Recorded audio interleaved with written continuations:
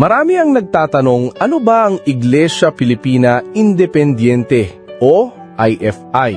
Katoliko din ba sila at totoo bang kulto sila o sekta lang ng mga dating Katoliko?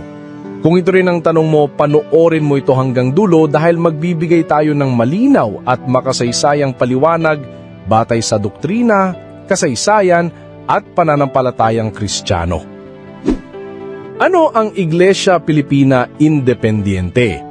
Ang IFI o Iglesia Filipina Independiente ay isang independent Christian denomination na itinatag noong taong 1902. Nagsimula ito sa gitna ng revolusyon laban sa mga Kastila.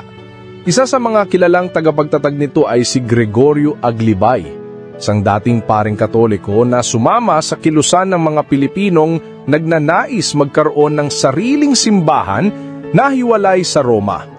Ang layunin nila noon ay magkaroon ng nasyonalismo sa pananampalataya na hindi na kailangang sumunod sa Santo Papa sa Roma at magkaroon ng sariling pamunuan ang simbahan sa Pilipinas.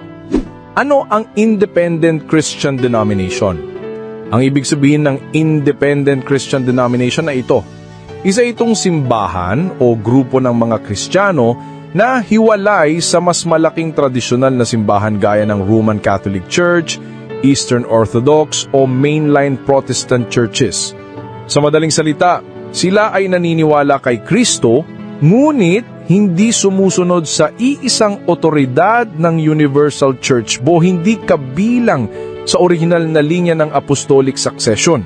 Kaya ang IFI ay Kristiyano pa rin, pero wala na ito sa ilalim ng otoridad ng Santo Papa at ng Simbahang Katoliko. Nasa sarili nilang pamunuan sila. May sariling mga pari at obispo at may ilang pagkakatulad at pagkakaiba sa turo. IFI versus Roman Catholic, mga pagkakaiba. Pareho sila na naniniwala kay Jesus bilang tagapagligtas. Ngunit, hindi nila kinikilala ang otoridad ng Santo Papa. May sarili silang mga sakramento na hindi tanggap ng Simbahang Katoliko bilang valid. Hindi rin nila ganap na tinatanggap ang mga dogma tungkol kay Maria at sa mga santo. Sa iba't ibang panahon, may mga IFI clergy na nakipag-alyansa sa mga protestanteng grupo at naniniwala sa ibang interpretasyon ng Biblia. Kulto nga ba ang IFI? Ngayon, sagutin natin ang tanong, kulto ba ang IFI? Ang sagot ay hindi ayon sa tamang definisyon ng kulto.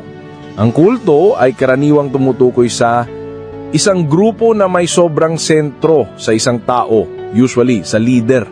May lihim na turo o extreme control sa miyembro at kadalasan ay taliwas sa pangunahing paniniwala ng Kristyanismo. Ang IFI hindi ganyan. Ito ay isang legal na relihiyosong institusyon, may struktura, may kasaysayan at malayang kinikinala ng Estado. Ano ang pananaw ng Simbahang Katoliko? Ayon sa Vatican II at sa mga opisyal na turo, ang mga Kristiyanong hiwalay sa Simbahang Katoliko ay itinuturing ng mga kapatid sa pananampalataya. Ngunit, hindi ibig sabihin ay pareho tayo ng turo at sakramento. Bilang mga Katoliko, pinaniniwalaan natin na ang tunay na simbahang na itinatag ni Kristo ay ang iisang banal, katolika at apostolika at ito ay nananatili sa buong kapunuan sa Simbahang Katolika Romana.